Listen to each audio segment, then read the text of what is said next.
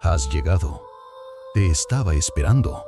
Verás, en este rincón extraño del mundo, yo, un viejo, quizás sabio, comparto historias curiosas, relatos de necios y filósofos, dragones y cucharones encantados. Pero antes de empezar, he de pedirte algo con humildad. Cada vez que haces clic en ese pequeño botón de like, es como si un granito de comida cayera en el cuenco de mi gato Leopoldo. Y créeme, él no perdona el hambre. Así que sé generoso, alimenta al gato. Y ahora sí, que empiece la locura. Florencia, año 1456. La ciudad respira arte, intriga y ambición bajo cielos que parecen pintados por la mano de Dios. Las campanas de Santa María del Fiore marcan el ritmo de una urbe que se expande, se enriquece y se corrompe al mismo tiempo. El protagonista, Príncipe Aurelio di Valfieri, heredero de una casa noble que, aunque no ostenta corona, gobierna con más poder que muchos reyes. Su linaje se remonta a los tiempos de Carlomagno y su influencia se extiende por los gremios, los talleres de alquimia, los círculos secretos del saber y los pasillos oscuros del Palazzo Vecchio. Aurelio no es amado, es temido, y eso, en Florencia, vale más que el amor. Pero algo ha comenzado a resquebrajarse. Una carta anónima, escrita en latín arcaico, aparece sobre su escritorio de mármol. No fue entregada por sirvientes ni por mensajeros. Nadie vio quién la dejó. Solo dice: Aurelio, acostumbrado a controlar cada hilo de la ciudad, siente por primera vez que algo se mueve fuera de su alcance. Y mientras tanto, en los barrios bajos, un joven escultor llamado Mateo empieza a tallar figuras que parecen anticipar los rostros de los muertos.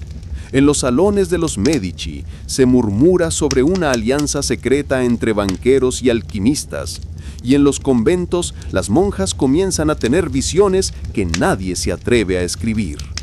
Florencia está a punto de cambiar, y Aurelio deberá decidir si será quien la transforme o quien quede enterrado bajo sus ruinas.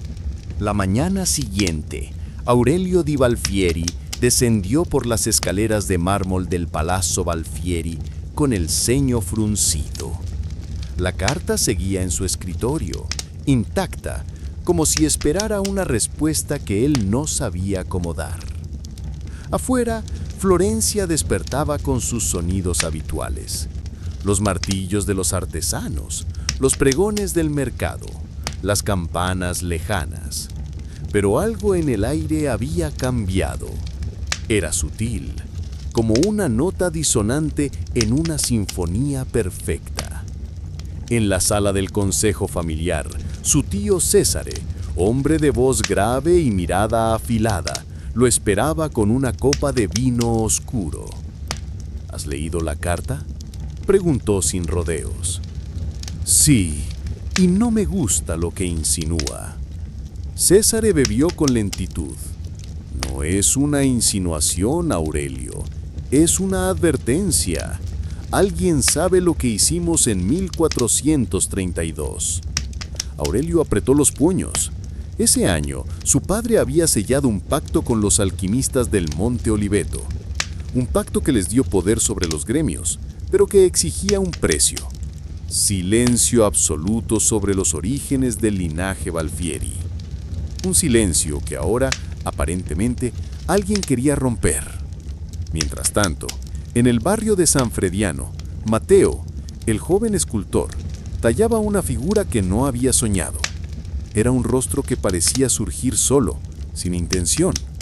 Cuando lo terminó, se dio cuenta de que era el rostro del príncipe, pero no como lo conocía.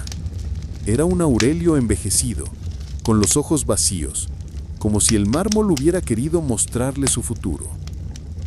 Esa noche, Aurelio convocó a su círculo más íntimo: 3 hombres y una mujer, cada uno con secretos que podrían derrumbar Florencia si se rebelaran. Les mostró la carta. Nadie habló. Solo la mujer, llamada Isadora, se acercó al fuego y la arrojó a las llamas. Si el pacto se rompe, no será por palabras, será por sangre. Y así comenzó la primera grieta en el poder de los Balfieri.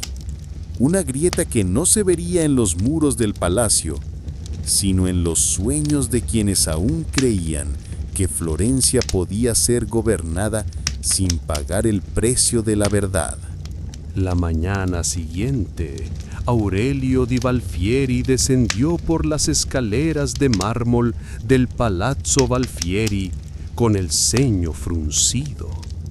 La carta seguía en su escritorio, intacta, como si esperara una respuesta que él no sabía cómo dar. Afuera, Florencia despertaba con sus sonidos habituales, los martillos de los artesanos, los pregones del mercado, las campanas lejanas. Pero algo en el aire había cambiado. Era sutil, como una nota disonante en una sinfonía perfecta.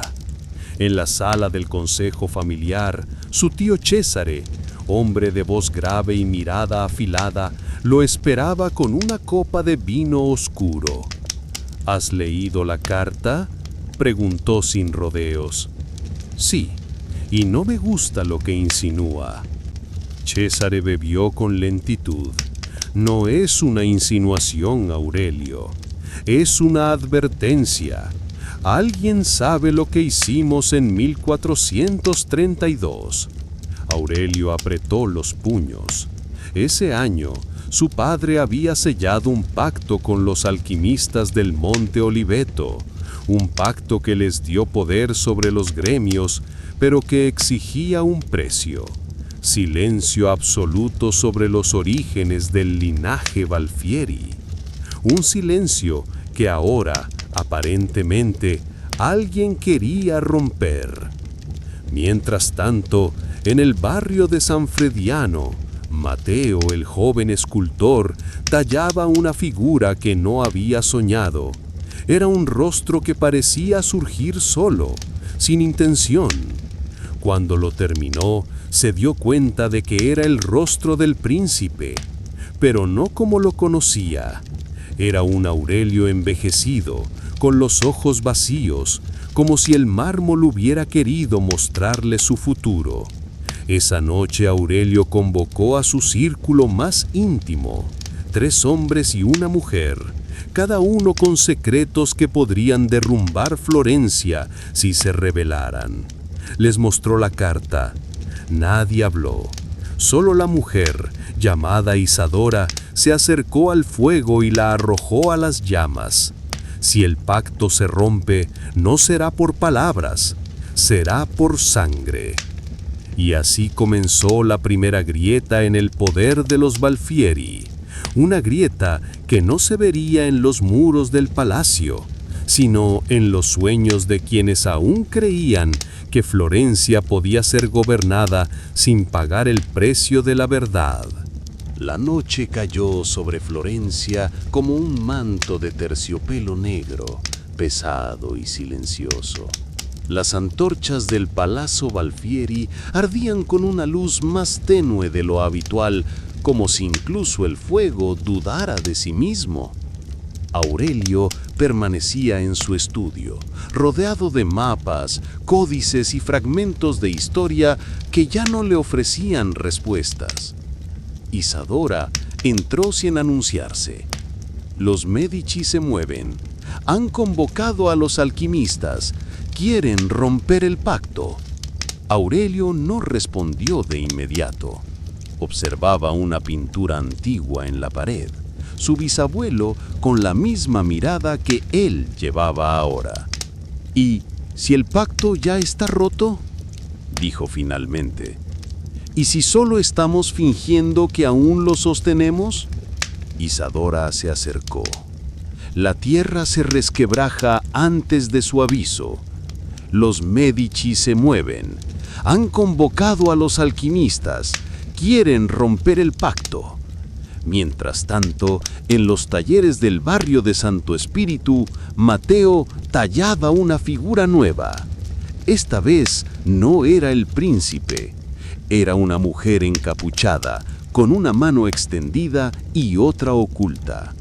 Al terminarla, notó que la piedra se había agrietado sola, justo en el centro del pecho. Esa noche soñó con fuego, con gritos, con una torre que se derrumbaba desde dentro.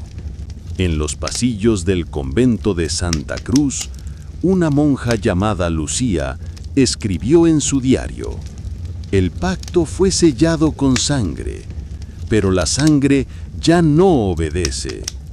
Y en una sala secreta bajo el Palazzo Vecchio, los alquimistas encendieron el círculo. La ciudad se vestía de oro y mármol, pero bajo sus cúpulas y callejones se tejían secretos que ni el arte podía ocultar. El príncipe Aurelio di Balfieri, heredero de una casa tan antigua como ambiciosa, descendió a las criptas del Palazzo Balfieri en busca de respuestas. La carta anónima que había recibido no era una amenaza común. Hablaba de un pacto sellado décadas atrás, un pacto que sostenía el poder de su familia y que ahora parecía tambalearse. En la penumbra del archivo familiar, Aurelio encontró un códice sin palabras, solo símbolos, espirales, rostros sin ojos, manos entrelazadas. En el centro, una figura encapuchada con la inscripción Custos Pacti, non princeps, guardián del pacto, no príncipe. Mientras tanto, en el barrio de San Frediano, el joven escultor Mateo tallaba una figura sin saber por qué. Cuando la terminó, reconoció el rostro del príncipe, pero envejecido, vacío, como si el mármol hubiera querido mostrarle un destino inevitable. Esa noche, figuras encapuchadas comenzaron a visitarlo en silencio, dejando monedas antiguas marcadas con el mismo símbolo del códice. En lo alto de la ciudad, Isadora, aliada cercana de Aurelio, se reunía en secreto con emisarios de los Medici. Sabía que el pacto estaba por romperse y que Florencia no sobreviviría a una guerra entre los que recuerdan y los que niegan. Aurelio, atrapado entre el poder y el misterio, deberá decidir: ¿revelar el pacto y perder el trono? ¿O mantenerlo oculto y condenar la ciudad? Florencia respira arte, pero está a punto de sangrar historia. La mañana siguiente, Florencia despertó con un silencio inusual. Las campanas tardaron en sonar, los mercados abrieron más tarde y los rumores corrían más rápido que los mensajeros. Algo había ocurrido en la noche, aunque nadie sabía exactamente qué. Aurelio di Balfieri se encontraba en la terraza alta del palacio, observando el río Arno. Isadora se acercó con paso firme, llevando consigo un pergamino sellado con cera negra. «Los alquimistas han hablado», dijo sin rodeos. «Han convocado el rito del desenlace. No se hacía desde hace más de 100 años». Aurelio tomó el pergamino sin abrirlo. «¿Y qué esperan de mí? Que asistas, que recuerdes, que elijas». Mientras tanto, Mateo, el escultor, fue llevado por 2 figuras encapuchadas al antiguo claustro de San Miniato al Monte. Allí, bajo frescos desvaídos y columnas agrietadas, le mostraron una sala secreta. En el centro, una estatua incompleta, una figura sin rostro, sin nombre, sin tiempo. «Tú la terminarás», dijeron, «y cuando lo hagas, Florencia sabrá quién ha de caer». En los pasillos del convento, la monja Lucía escribió una última frase en su diario antes de que se lo llevaran. «El príncipe no es el heredero, es el espejo». Esa noche, Aurelio descendió solo al círculo de los alquimistas. 5 velas encendidas, 5 rostros ocultos. Uno de ellos habló: «El pacto exige sangre, pero esta vez no será la tuya. Será la de aquel que aún cree que Florencia puede ser salvada sin recordar lo que la fundó. Aurelio cerró los ojos y por primera vez vio el rostro de su padre. No como lo recordaba, sino como lo había sido realmente. El pacto no era un secreto, era una deuda. Y Florencia estaba lista para cobrarla. La ciudad ya no dormía. Florencia, en el otoño de 1456, se había convertido en un tablero donde cada pieza se movía con intención oculta. Los gremios comenzaban a dividirse, los artistas pintaban rostros que no reconocían, y los banqueros hablaban en susurros sobre nombres que no aparecían en ningún registro oficial. Aurelio di Valfieri caminaba por los pasillos del palazzo como un espectro. Había convocado a los 5 miembros de su círculo íntimo, pero solo 3 acudieron. Uno había huido, otro había sido encontrado muerto en el río con los ojos abiertos y la lengua arrancada. Isadora, la única que no temía hablar, se acercó a él con una daga envuelta en tela. Esta fue usada en el primer pacto. La hoja está limpia, pero la memoria no. Aurelio la sostuvo sin decir palabra. Sabía que el pacto no podía ser deshecho, solo podía ser pagado. En San Miniato, Mateo terminó una última escultura, una torre quebrada con figuras cayendo desde sus ventanas. Al tallar el último rostro, se dio cuenta de que era el suyo. Esa noche soñó con fuego, pero no en la ciudad, en el cielo. Los alquimistas reunidos en el sótano del convento abandonado comenzaron el ritual final. 5 velas, 5 nombres. Uno de ellos ya había sido tachado. Lucía, la monja que había escrito sobre el espejo, apareció en la plaza principal al amanecer. Caminó descalza con los ojos vendados y se detuvo frente al Palazzo Valfieri. «El reflejo ha elegido», dijo, «y no es el príncipe». Aurelio desde su balcón la escuchó y por primera vez comprendió que no era el protagonista de la historia, era su consecuencia. Florencia estaba lista, no para ser salvada, sino para recordar. Y en ese recuerdo, arder. La ciudad ya no era la misma. Florencia, otrora cuna de belleza y equilibrio, se había convertido en un espejo roto donde cada fragmento mostraba una versión distinta de la verdad.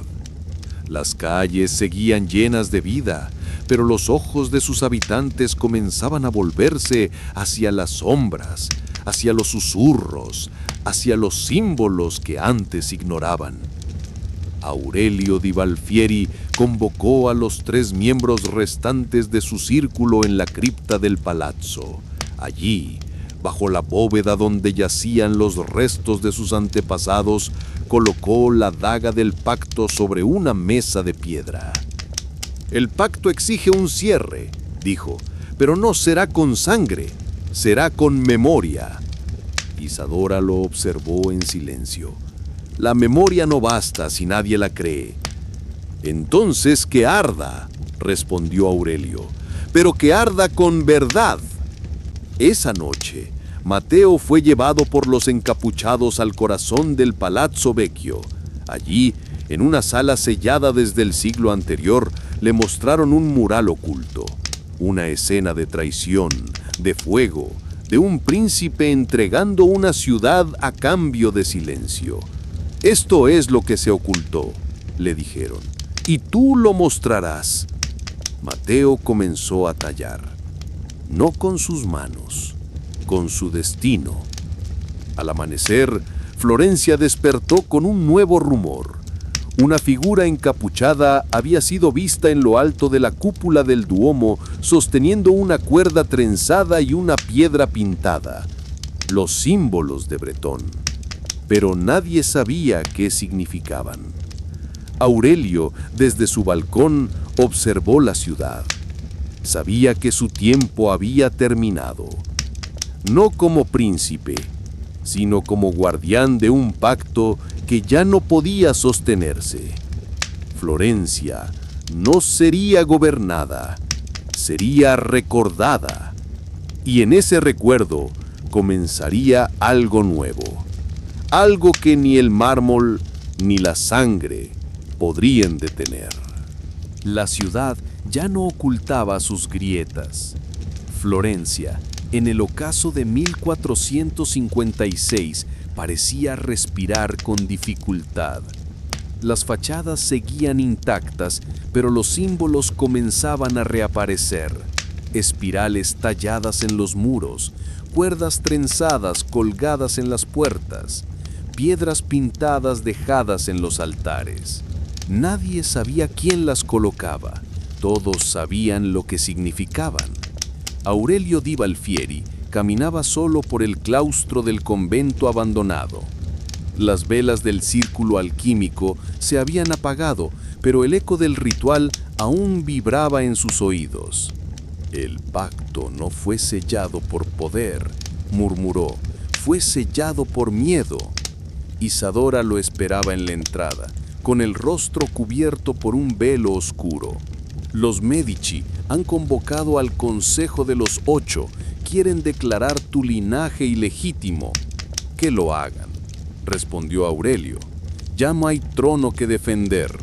En el taller de Mateo, la última escultura había comenzado a agrietarse por sí sola.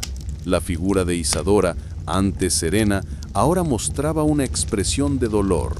El mármol parecía llorar. Mateo no dormía, solo tallaba, y cada golpe de cincel era una confesión. Esa noche, en la plaza principal, apareció una figura encapuchada.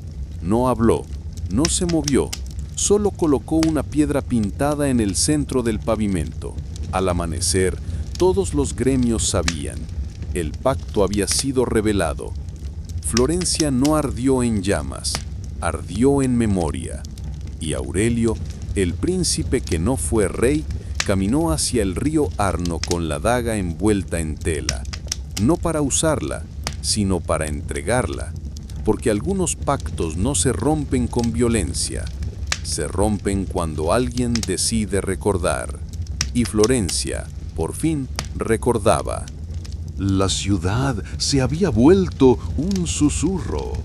Florencia, en los últimos días, ya no hablaba con palabras, hablaba con símbolos, con gestos, con ausencias. Las plazas seguían llenas, pero nadie se miraba a los ojos. Los gremios trabajaban, pero sus obras parecían hechas por manos que temían recordar. Aurelio Di Valfieri caminaba por el Ponte Vecchio al anochecer. Las aguas del Arno reflejaban un cielo sin estrellas. En su mano, la daga envuelta en tela, no como arma, como testimonio.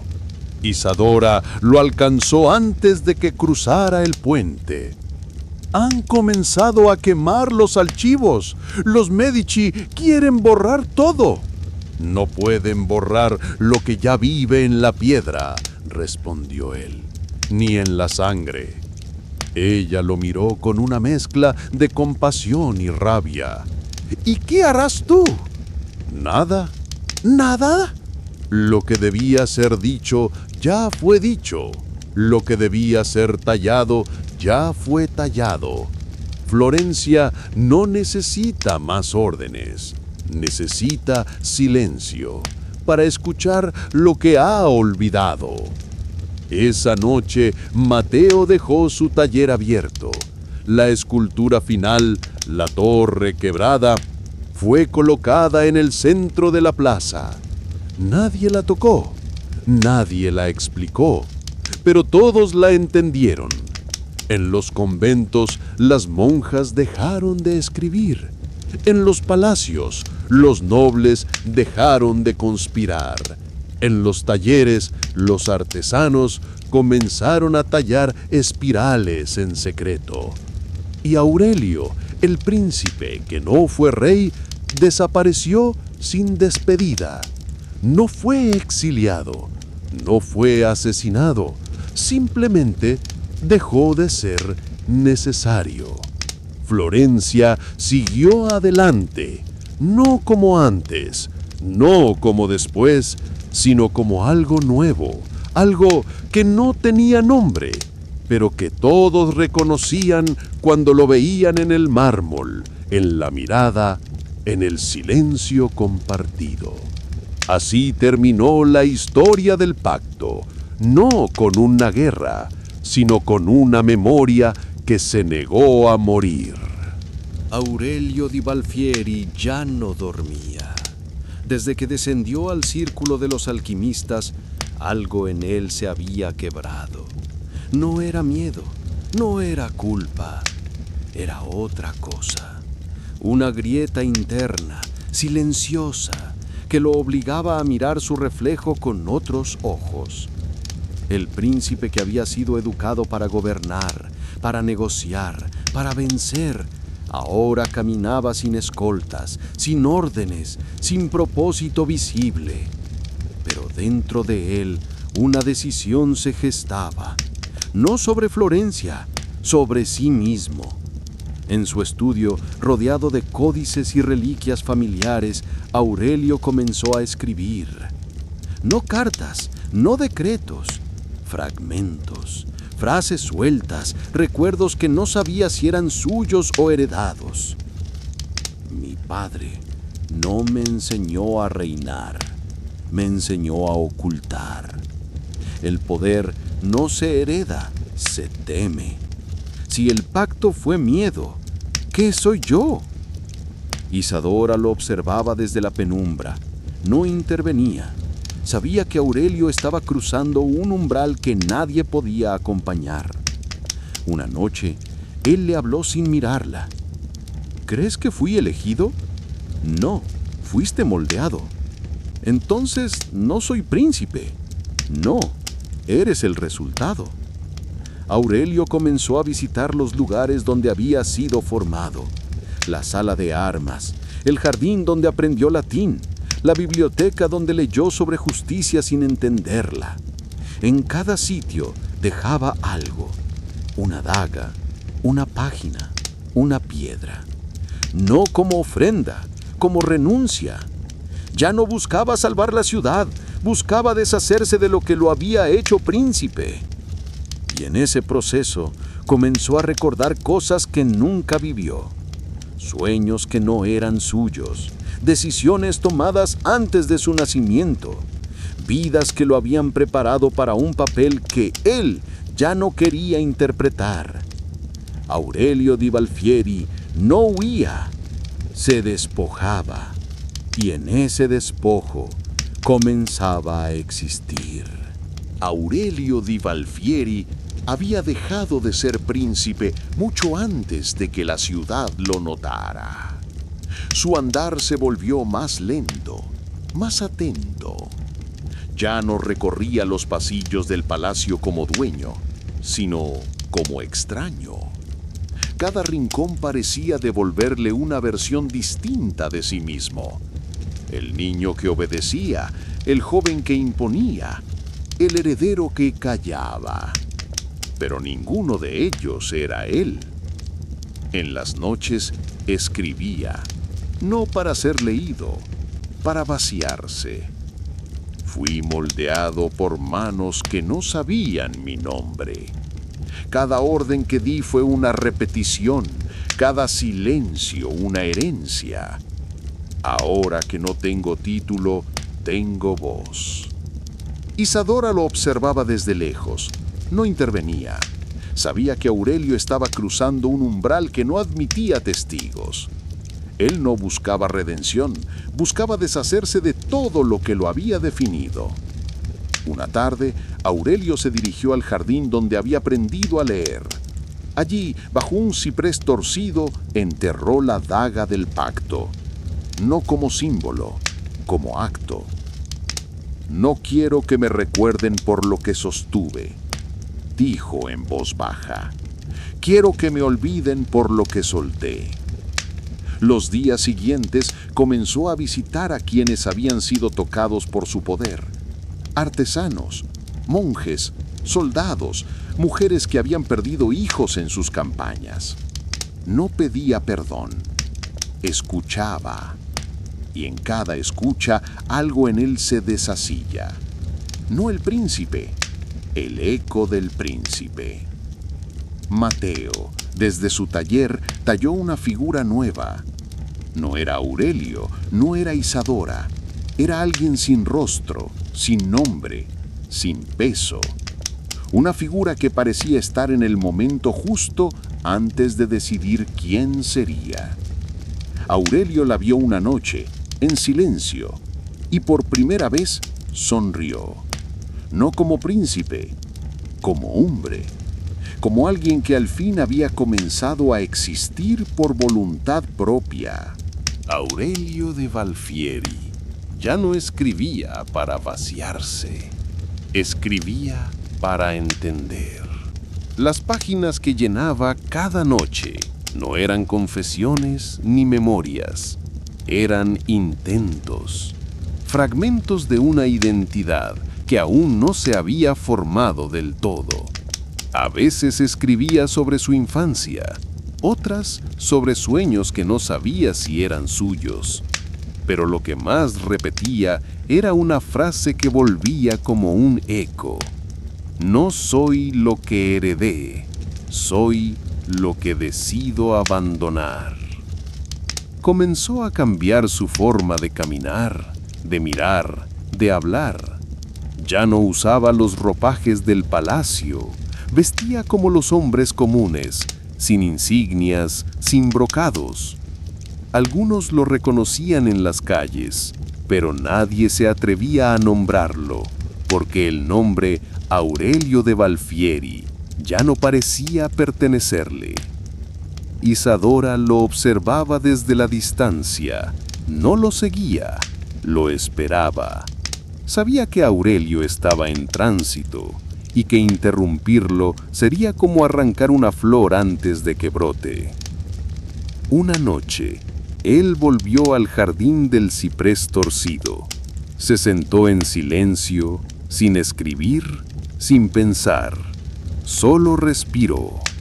Y en ese silencio, algo se acomodó dentro de él. No una certeza, una raíz.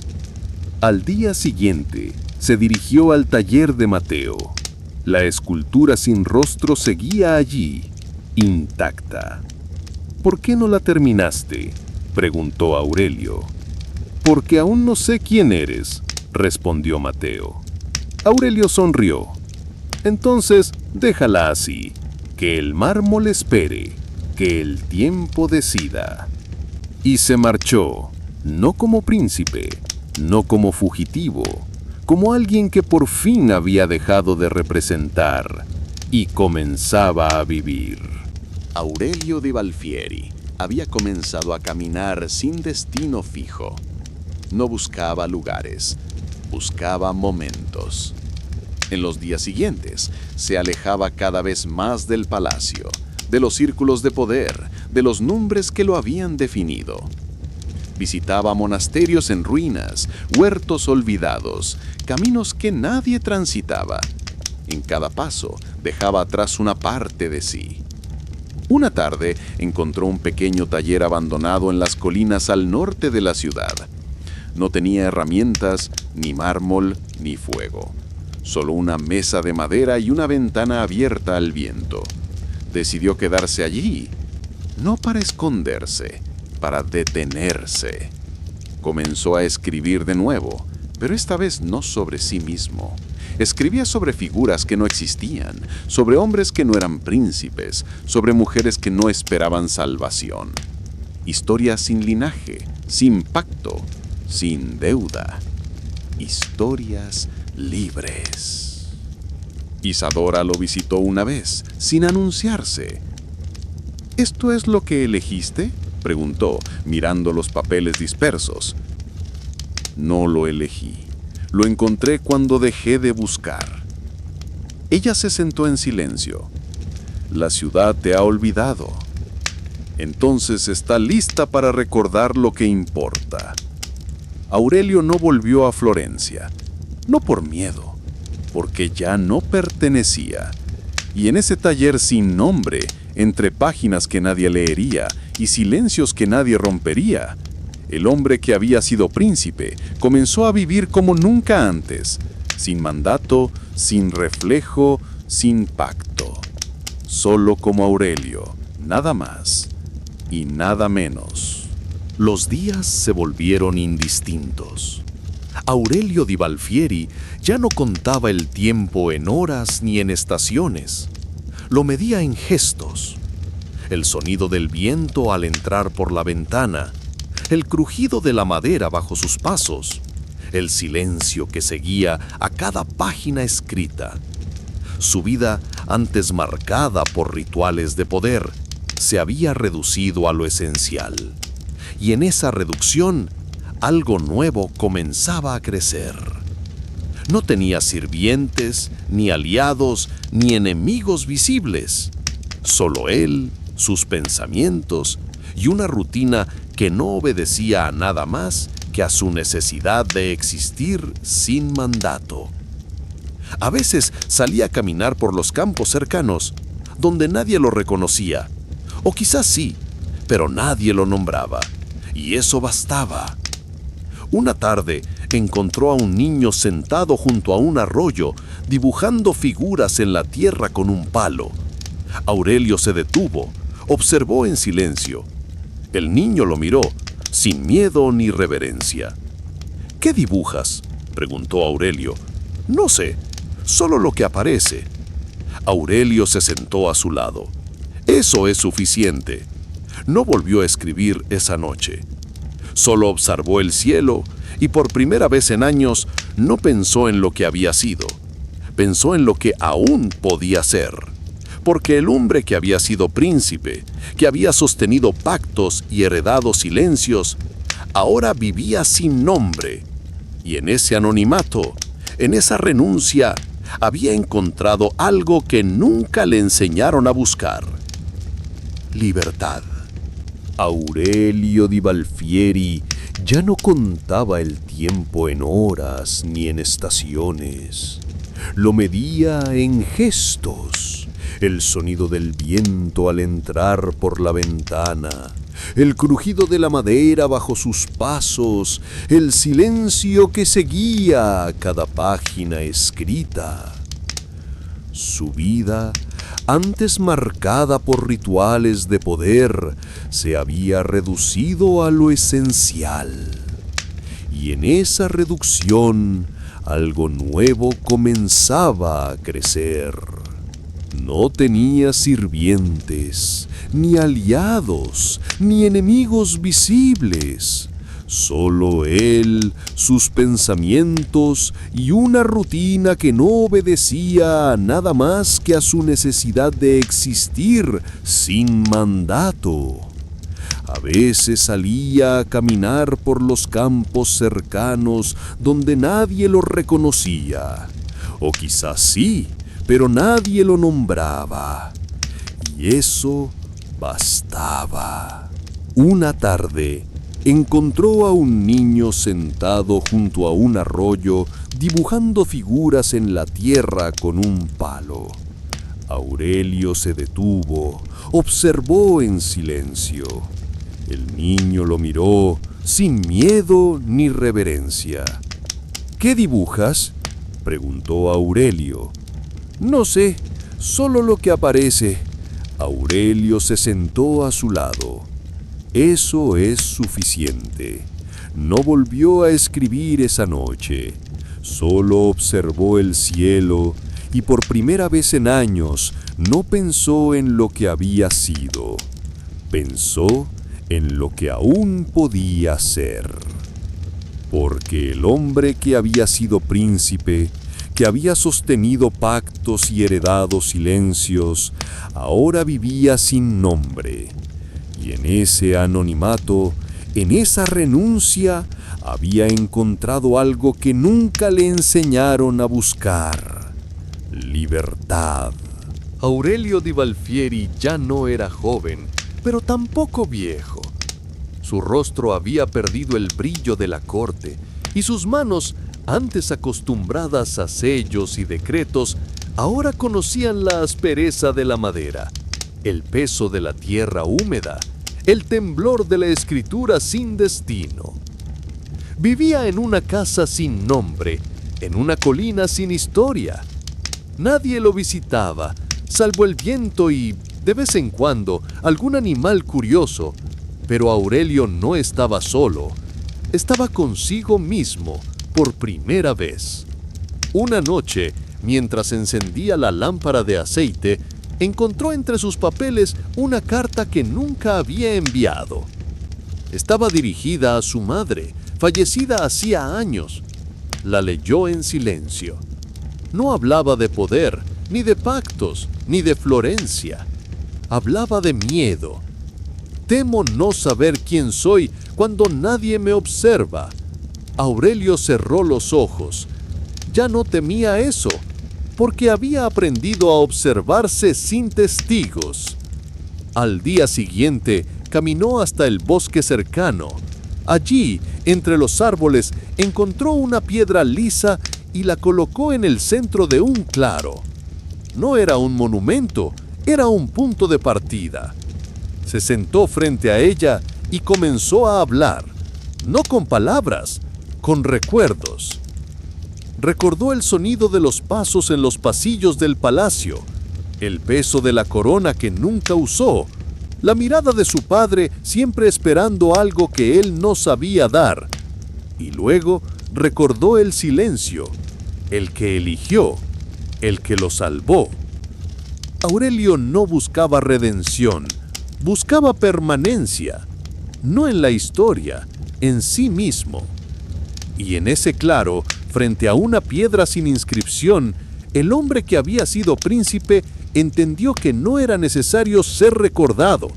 Era suficiente haber sido, con verdad, con decisión, con libertad. Aurelio Di Valfieri ya no soñaba con palacios. Sus sueños, cuando llegaban, eran breves y sin forma. No había mármol, ni escaleras, ni voces que lo llamaran por su título. A veces eran solo colores, o el sonido de agua corriendo, o una figura sin rostro que lo observaba desde lejos. Y al despertar, no intentaba interpretarlos, solo los aceptaba como parte de lo que era ahora. Alguien que no necesitaba entenderlo todo para seguir adelante. Una mañana, mientras recogía ramas caídas en el bosque, encontró una caja de madera enterrada bajo hojas secas. No tenía cerradura. Dentro había papeles viejos, dibujos, fragmentos de cartas. No reconocía los nombres, pero las palabras hablaban de pérdida, de espera, de renuncia. Aurelio los leyó uno por uno y al final escribió en uno de ellos: no hay herencia más profunda que la de quien aprende a soltar. Comenzó a guardar esos fragmentos en su casa, como si fueran parte de una historia que no era suya, pero que lo tocaba. No los ordenaba, no los clasificaba, solo los dejaba estar. Con el tiempo, algunos viajeros comenzaron a pasar por la colina. No sabían quién era él, solo decían que había un hombre que escuchaba sin juzgar, que ofrecía silencio sin incomodidad. Algunos le contaban sus vidas, otros solo se sentaban cerca sin decir nada. Aurelio no buscaba ser guía, pero había aprendido que a veces el que se despoja de todo es el único capaz de sostener lo que otros no pueden cargar. Y así, sin nombre, sin mandato, sin historia oficial, Aurelio se convirtió en algo que nunca había imaginado.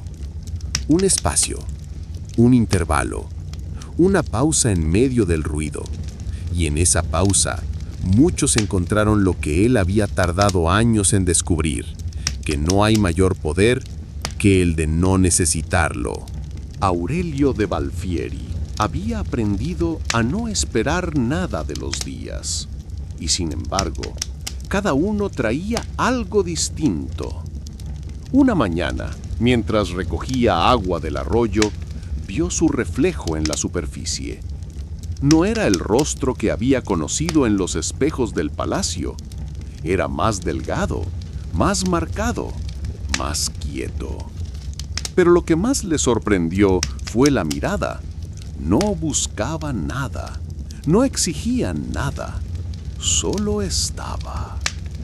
Volvió a casa con una calma que no sabía nombrar. Se sentó frente a la mesa, tomó una hoja en blanco y escribió sin pensar: si no soy lo que fui, ¿qué soy cuando nadie me llama? No buscaba respuesta, solo quería dejar constancia de la pregunta. Ese día no salió. Encendió la lámpara antes del atardecer y se quedó observando cómo la luz temblaba sobre las paredes. Recordó una noche en el palacio, muchos años atrás, cuando su padre le dijo: «Un príncipe no se permite dudas». Y él, sin saber por qué, había respondido: «Entonces nunca seré uno». Ahora entendía que aquella frase no fue rebeldía, fue profecía. Aurelio comenzó a releer sus propios escritos, no como autor, como lector, y en ellos encontró rastros de alguien que había intentado escapar, pero también de alguien que había querido quedarse. Ambos eran él, ambos lo habían traído hasta aquí. Al caer la noche, salió al claro donde había dejado la piedra. Se sentó frente a ella y por primera vez habló en voz alta: «No quiero volver, no quiero ser recordado, solo quiero que lo que fui no impida lo que aún puedo ser». El viento no respondió, pero tampoco lo contradijo. Y Aurelio, el hombre que había sido moldeado para gobernar, se levantó sin ceremonia, sin testigos, sin destino, porque a veces el acto más noble no es liderar, es aprender a caminar sin que nadie te siga. Aurelio di Balfieri comenzó a hablar menos, no por tristeza, por precisión. Las palabras que antes usaba como escudo o como espada, ahora eran herramientas delicadas. Las elegía con cuidado, como quien talla en madera, sabiendo que cada golpe puede romper lo que aún no ha nacido. Ya no escribía todos los días. A veces pasaban semanas sin que tocara el papel, pero cuando lo hacía, cada línea parecía contener años. Una tarde, mientras caminaba por el borde del bosque, encontró una figura sentada sobre una piedra. Era un joven, con los ojos cerrados y la espalda recta. No parecía perdido, parecía esperar. Aurelio se detuvo a unos pasos. «¿Esperas algo?», preguntó. El joven abrió los ojos. «No, solo estoy aprendiendo a estar». «Eso lleva tiempo». «¿Cuánto?». «Toda una vida, si se hace bien». El joven lo miró con curiosidad. «¿Fuiste alguien importante?». «Fui alguien visible». «¿Y ahora?». «Ahora soy alguien que respira sin que lo miren». El joven asintió como si entendiera más de lo que decía. «Entonces está cerca». Aurelio no respondió.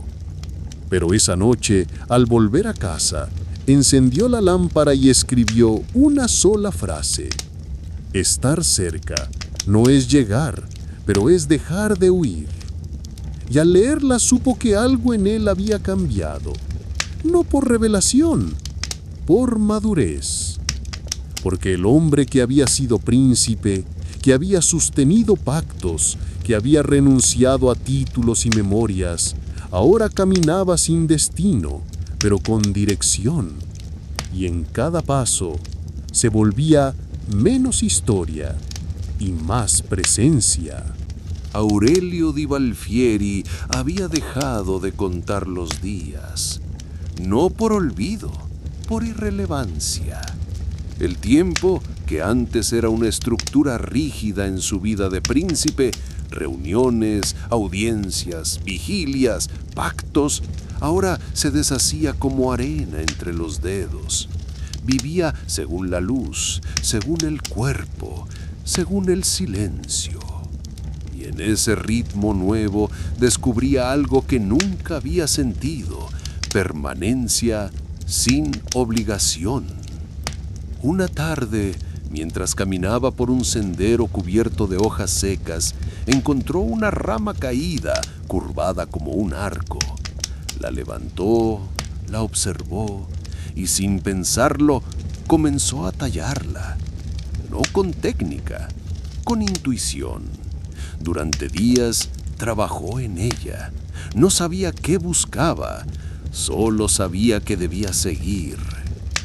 Cuando terminó, no era un objeto útil, era una forma, una presencia. La colocó sobre la piedra del claro, junto a sus escritos dispersos, no como ofrenda, como testimonio de que algo había cambiado, de que él había cambiado. Una noche, mientras el viento golpeaba las ventanas, Aurelio se despertó con una frase en la mente. No era suya, no sabía de dónde venía, pero la escribió de inmediato. No se trata de quién fui, se trata de quién puede existir cuando todo lo demás se ha ido. Y al leerla, comprendió que su viaje no había sido una huida, había sido una excavación, una búsqueda hacia adentro. Ya no necesitaba que lo entendieran, ni que lo siguieran, ni que lo recordaran, porque Aurelio Di Valfieri, el hombre que había sido moldeado para gobernar, había aprendido a sostenerse sin título, sin historia, ni testigos, y en ese sostenerse había encontrado algo más profundo que el poder, la verdad de estar vivo. Aurelio Di Valfieri ya no se preguntaba por el sentido de su retiro. Había dejado atrás la necesidad de justificar su silencio. Los días transcurrían como agua entre las manos, sin apuro, sin forma fija, sin resistencia. Y en esa fluidez, Aurelio comenzó a notar cosas que antes no cabían en su mundo de mármol y decreto. El modo en que la luz se filtraba entre las hojas, el sonido de los insectos al caer la tarde, la manera en que el cuerpo, sin exigencias, se volvía más ligero. Una mañana, al despertar, sintió que algo había cambiado. No en el mundo, en él. No era revelación, era madurez. Se levantó, caminó hasta el claro y se sentó frente a la piedra. No llevaba papeles, no llevaba palabras, solo estaba. Y en ese estar comprendió que su historia no necesitaba final, porque no era una historia, era un tránsito. Recordó a Isadora, no como figura del pasado, sino como presencia que lo había acompañado en el cruce. Recordó a Mateo, no por sus esculturas, sino por su silencio compartido. Recordó a sí mismo, no como príncipe, sino como hombre que había aprendido a desobedecer su destino. Y entonces, sin ceremonia, sin testigos, sin necesidad de ser comprendido, Aurelio se levantó, caminó hacia el bosque y desapareció entre los árboles. No como fuga, como continuación. Porque hay vidas que no terminan, solo se vuelven más hondas, más calladas, más verdaderas. Y Aurelio, el hombre que había sido moldeado para gobernar, ahora caminaba sin nombre, sin peso, sin sombra, solo con la certeza de que, al fin, era suyo. Aurelio di Balfieri caminaba sin rumbo fijo. No buscaba llegar, buscaba permanecer. El bosque se había vuelto su espejo. Cada rama caída, cada sombra entre los árboles, cada silencio prolongado le devolvía una parte de sí que antes no sabía nombrar. Ya no escribía, ya no tallaba, ya no hablaba. Pero no era mutismo, era plenitud. Una tarde, mientras el sol descendía entre las hojas, Aurelio se detuvo frente a un tronco viejo, cubierto de musgo. Apoyó la mano sobre la corteza y cerró los ojos. Sintió el pulso lento de la tierra, el rumor de algo que no era humano, pero que lo reconocía. No como príncipe, como parte. Recordó entonces una frase que había escuchado de niño, dicha por un monje anciano: el que se vacía se vuelve espacio para lo eterno. Y Aurelio, que había sido moldeado para llenar salones con su presencia, ahora se volvía hueco. No por pérdida, por elección. Los días siguientes dejó de regresar a su casa. Dormía donde lo sorprendía la noche. Comía lo que encontraba. Su cuerpo, antes vestido con telas finas, ahora se cubría de tierra, de lluvia, de tiempo. Y en ese abandono no había miseria, había verdad. Un grupo de caminantes lo vio una vez, sentado junto a un arroyo. Uno de ellos lo reconoció, pero no dijo nada. Porque había algo en Aurelio que imponía respeto sin jerarquía. Algo que no podía explicarse, pero que se sentía. Y así, sin testigos, sin historia escrita, sin legado que preservar, Aurelio se volvió parte del paisaje, no como figura, como presencia. Y quienes pasaban por aquel bosque decían en voz baja: aquí vive un hombre que no necesita nombre. Aquí respira alguien que ya no busca. Aquí el silencio tiene rostro. Y ese rostro, aunque nadie lo nombrara, era el de Aurelio. Aurelio di Balfieri ya no era parte del bosque, era el bosque. Su cuerpo, antes rígido por la costumbre del mando, se había vuelto flexible, silencioso, atento. Caminaba sin dejar huella, pero los animales lo reconocían. Las aves no huían, los ciervos lo observaban sin temor. Incluso los árboles parecían inclinarse apenas cuando él pasaba, como si lo saludaran sin palabras. No había rituales, no había propósito, solo presencia. Una noche, mientras la luna se alzaba entre las ramas, Aurelio se sentó junto al arroyo y escuchó. No al agua, a sí mismo. Y lo que oyó no fue una voz, fue una ausencia, la ausencia de todo lo que lo había definido. No sintió vacío, sintió espacio. Entonces, por primera vez en mucho tiempo, habló. No al bosque, no a los recuerdos, a lo que aún podía venir. Si alguna vez fui algo, que no me sirva ahora. Si alguna vez fui alguien, que no me limite. Si alguna vez fui llamado, que no me ate.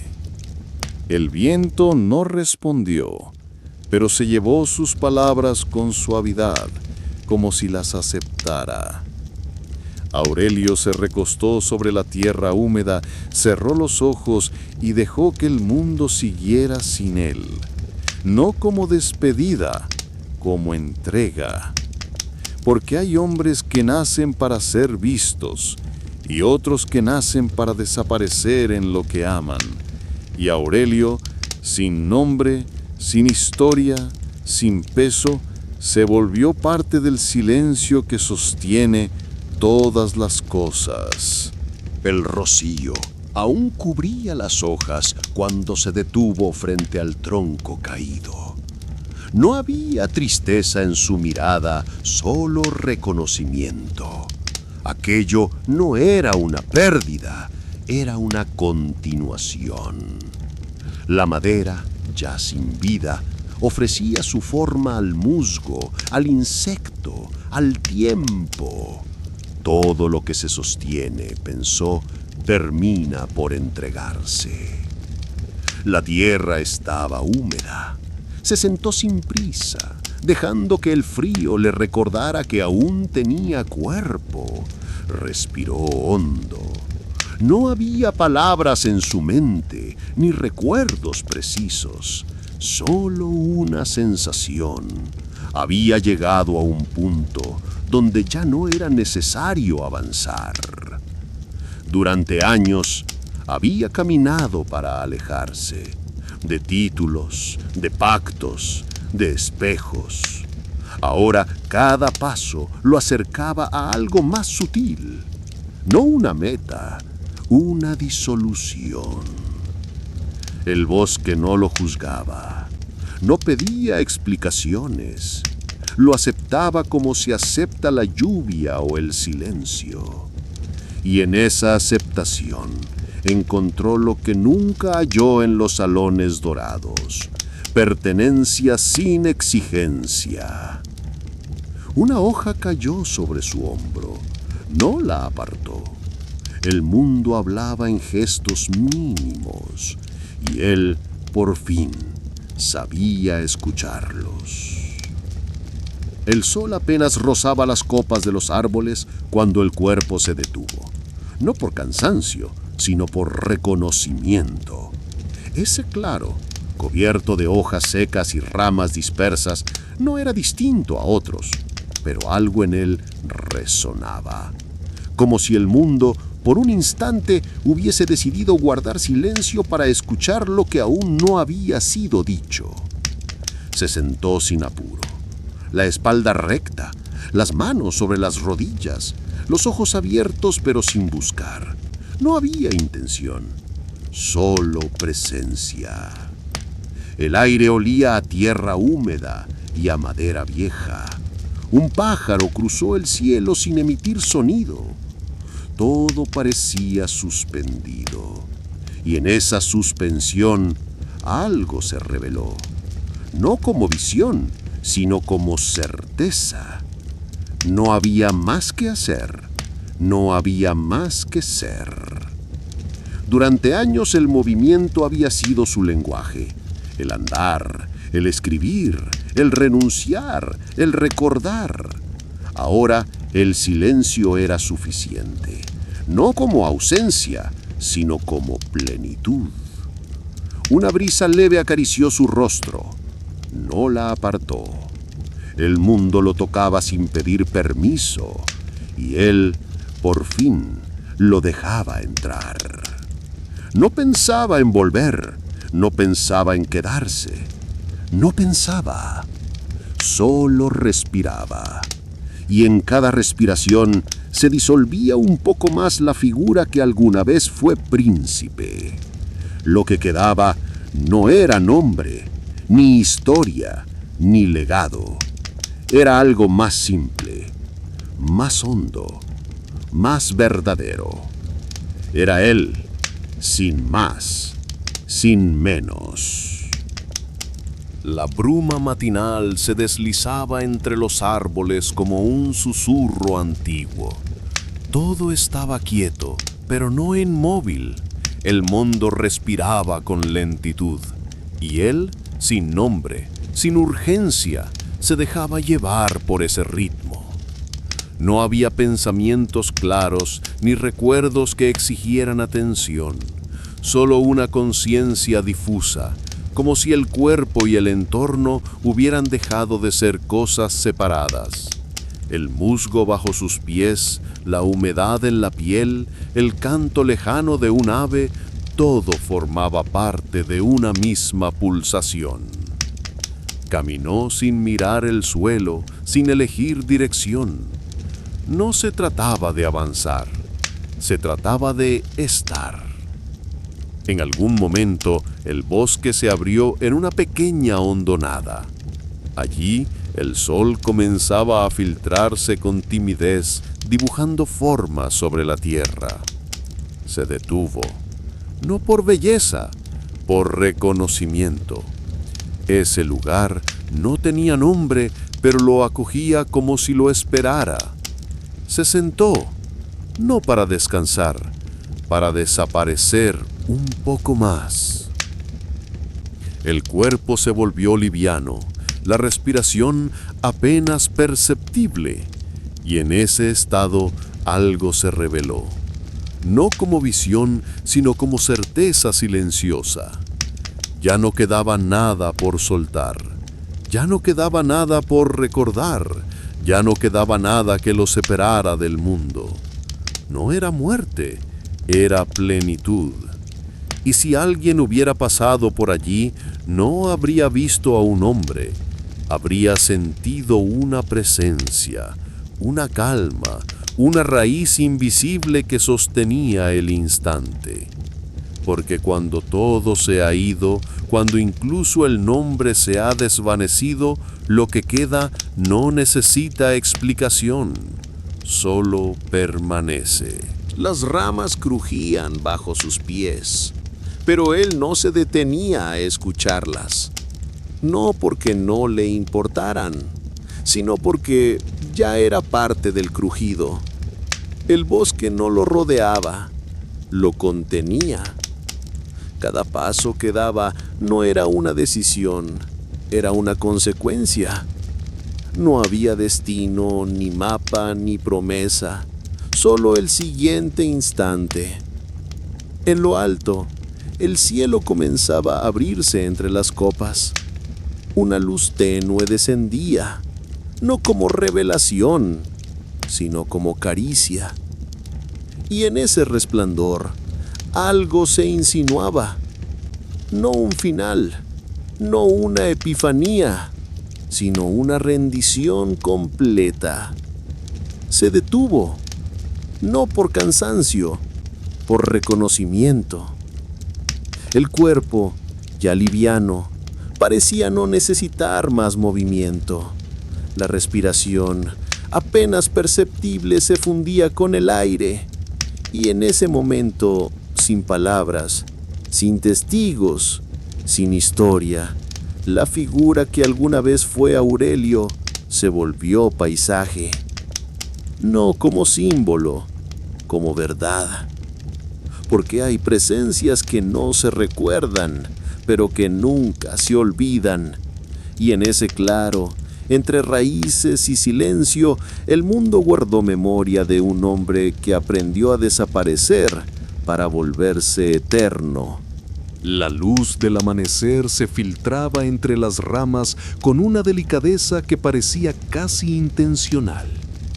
Nada en el bosque era urgente. Todo ocurría con la lentitud justa, como si el tiempo hubiese aprendido a respirar. En ese claro, donde el silencio tenía textura, la figura permanecía inmóvil. No dormía, no meditaba, no esperaba, simplemente estaba. Y en ese estar, el mundo parecía acomodarse a su alrededor. Una mariposa se posó sobre su hombro. No hubo reacción. No por indiferencia, sino por comunión. El cuerpo, ya sin tensiones, se había vuelto parte del paisaje. No era un visitante, era raíz, era sombra, era brisa. A lo lejos, un grupo de caminantes cruzó el bosque. Uno de ellos se detuvo, como si hubiese sentido algo. No vio a nadie, pero en su pecho una calma inesperada lo obligó a guardar silencio. «¿Qué pasa?», preguntó otro. «Nada», respondió el primero, sin saber que había dicho la verdad más profunda. Porque allí, en ese rincón del mundo donde nadie buscaba respuestas, una presencia sin nombre sostenía el instante. No como maestro, no como mito, como parte. Y así, sin historia escrita, sin voz que lo proclame, sin piedra que lo recuerde, el hombre que alguna vez fue Aurelio seguía siendo. No para ser visto, sino para que el mundo por un momento fuese más silencioso, más hondo, más verdadero.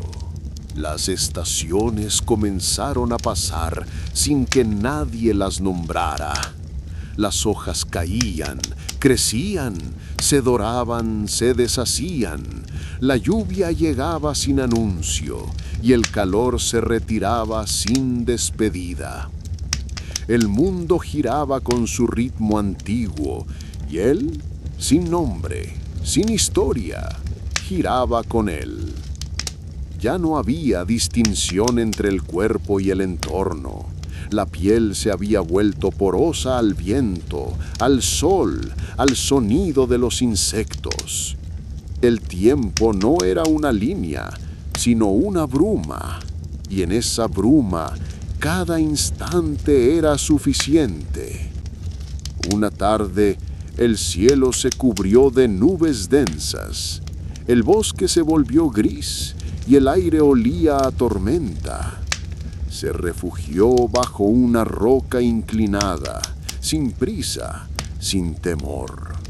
Observó cómo la lluvia comenzaba a caer, primero tímida, luego decidida.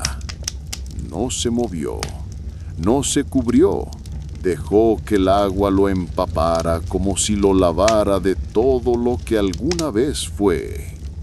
Cuando la tormenta cesó, el mundo parecía nuevo, no porque hubiese cambiado, sino porque él lo miraba distinto. Se levantó con lentitud, el cuerpo mojado, la ropa pegada, los pies hundidos en barro, y sonrió, no por alegría, por comprensión, porque había entendido que no se trataba de encontrar sentido, ni de dejar legado, ni de ser recordado. Se trataba de estar, de fundirse, de desaparecer sin perderse. Y así, mientras el bosque volvía a respirar con calma, la figura que alguna vez fue Aurelio se volvió lluvia, se volvió tierra, se volvió instante. Y nadie lo vio, pero algo en el mundo quedó más quieto desde entonces. El bosque había cambiado de color, no por estación, sino por mirada. Lo que antes era verde, ahora parecía respirar en tonos más hondos, más antiguos. Las raíces, antes invisibles, se revelaban como venas del mundo. Las piedras, antes obstáculos, eran ahora testigos, y el aire, antes simple tránsito, se volvía sustancia. No había más figura, solo una presencia que se deslizaba entre los árboles sin alterar su curso. No caminaba, se dejaba llevar. En lo alto, el cielo se abría en franjas de luz pálida. No anunciaba nada, no prometía, solo estaba, y eso bastaba. Un animal pequeño se acercó, olfateó el suelo, levantó la cabeza. No encontró amenaza, solo quietud. El claro donde todo había comenzado seguía allí, la piedra cubierta de líquen, la rama tallada ya parte del suelo, los papeles deshechos por el tiempo convertidos en polvo. Nada había sido preservado, todo había sido ofrecido. Y en ese ofrecimiento el mundo aceptó, no como homenaje, como ciclo. Porque hay existencias que no se archivan, se absorben. Y así, sin nombre, sin eco, sin inscripción, la memoria de aquel que fue se volvió parte del bosque, del viento, del instante. No para ser contada, para ser sentida. El bosque había dejado de ser un escenario y se había convertido en sustancia. Ya no era un lugar al que se llegaba, sino un estado en el que se permanecía. El hombre que alguna vez tuvo nombre, títulos y deberes, caminaba sin rumbo, no por desorientación, sino porque el rumbo había perdido sentido. No había más trayectos que cumplir, ni metas que alcanzar. Lo que quedaba era el movimiento mismo, sin propósito, sin destino, como una respiración extendida en el tiempo. Los días pasaban sin ser contados. Las estaciones se sucedían sin que nadie las nombrara. La piel se había adaptado al clima, al barro, a la lluvia, al sol. El cuerpo, antes rígido por la costumbre del mando, se había vuelto flexible, silencioso, atento. Ya no se distinguía del entorno. Era parte del musgo, del viento, del sonido lejano de los insectos. No había más separación entre lo que era y lo que lo rodeaba. Todo formaba parte de una misma pulsación. En algún momento, sin que pudiera precisar cuándo, dejó de regresar al claro donde había depositado sus escritos, no por olvido, sino porque ya no necesitaba testimonio. Lo que había sido dicho, lo que había sido tallado, lo que había sido pensado, se había disuelto en el tiempo como las hojas que caen y se integran al suelo. No había nostalgia, había aceptación. Y en esa aceptación, una forma de libertad que nunca había conocido. A veces, algún caminante cruzaba el bosque. Algunos lo veían de lejos, otros no lo notaban, pero todos, sin excepción, sentían algo distinto al pasar por allí, una calma inesperada, una pausa involuntaria, como si el mundo se detuviera por un instante para escuchar algo que no tenía voz. Nadie sabía explicar qué era, nadie lo mencionaba después, pero todos lo recordaban. Él no hablaba, no escribía, no pensaba en lo que había sido, no se preguntaba por lo que vendría. Su existencia se había vuelto tan ligera que parecía no dejar huella. Pero no era desaparición, era integración. No había renunciado a sí mismo, se había vuelto parte de algo más grande, más antiguo, más silencioso. Y así, sin nombre, sin historia, sin legado, seguía caminando. No para llegar, no para ser, solo para estar. Porque había comprendido, al fin, que la permanencia no se encuentra en lo que se deja atrás, sino en lo que se deja de necesitar. El invierno llegó sin ceremonia. Las hojas se volvieron ceniza, el aire se volvió filo y el bosque se cubrió de una quietud más profunda.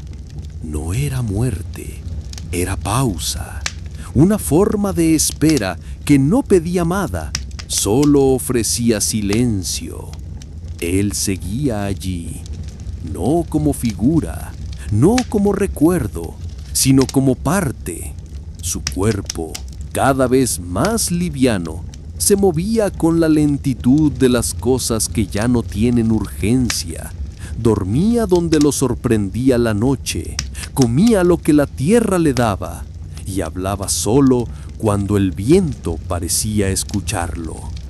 No había testigos, no había interlocutores, pero cada palabra que pronunciaba tenía peso, como si el mundo la absorbiera. Una mañana, el cielo amaneció despejado, pero el frío era más intenso que nunca. Caminó hasta el claro donde todo había comenzado.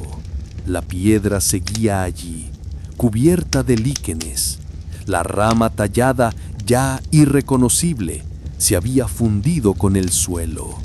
No quedaba rastro de los papeles, ni de las marcas, ni de los gestos. Todo había sido devuelto. Se sentó frente a la piedra, no por nostalgia, por reconocimiento. Ese lugar no era suyo, pero lo había sostenido. Y ahora, en ese último gesto de permanencia, entendía que no había más que entregar. Cerró los ojos, no para dormir, para escuchar. El bosque respiraba, el mundo giraba, y él, sin nombre, sin historia, sin peso, se volvió parte de ese giro, no como símbolo, como sustancia. Pasaron días, luego semanas. Nadie lo vio, nadie lo buscó, pero algo cambió en el bosque. Los animales evitaban el claro, no por miedo, sino por respeto. Los árboles crecían con una curva distinta, como si recordaran, y los caminantes que cruzaban esa zona lo hacían en silencio, sin saber por qué. Un niño, años después, encontró el lugar. Se detuvo sin entender. Sintió algo. No vio a nadie, pero supo que allí había ocurrido algo importante. No preguntó, no tocó nada. Solo se sentó un momento, como si esperara que el mundo le dijera algo. Y el mundo, en su forma más sutil, le habló. Porque hay presencias que no se gritan, hay vidas que no se narran, hay verdades que no se explican. Del hombre que alguna vez fue Aurelio Di Balfieri, no dejó legado, ni estatua, ni crónica, pero dejó algo más hondo. Una forma de estar, una forma de desaparecer sin perderse, una forma de volverse mundo. Y eso, aunque nadie lo nombre, permanece.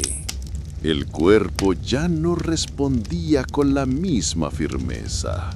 Las caminatas se habían vuelto más lentas, los descansos más largos. No era enfermedad, era desgaste, una rendición natural, sin drama. Aurelio lo aceptaba sin resistencia. Había vivido más años de los que esperaba, y los últimos, los verdaderos, no se habían medido en tiempo, sino en silencio. Una mañana, al despertar, sintió que no debía levantarse, no por dolor, sino por certeza. El bosque estaba tranquilo, el aire frío pero amable. Se acomodó sobre el lecho de hojas secas, con la espalda apoyada en una raíz que conocía desde hacía años. Cerró los ojos, no para dormir, para quedarse. No pensó en Isadora, no pensó en Mateo, no pensó en el reino que había dejado atrás, no por olvido, sino porque ya no dolía.